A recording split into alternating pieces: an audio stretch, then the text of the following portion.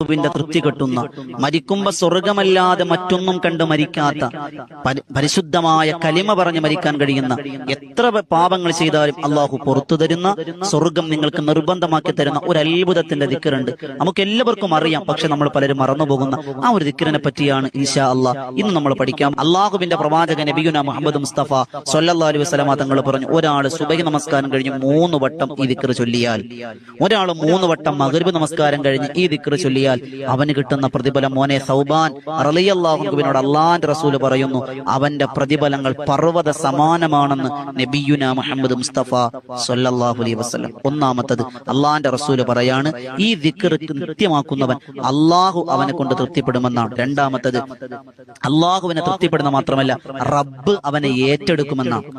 അള്ളാഹു ഒരാളെ ഏറ്റെടുത്താൽ അള്ളാഹുവിന്റെ റസൂല് പറഞ്ഞത് ഫലം യുഅദ്ദിബുഹു അബദ, പിന്നെ അവന് പേടിക്കാനില്ലെന്നാണ്.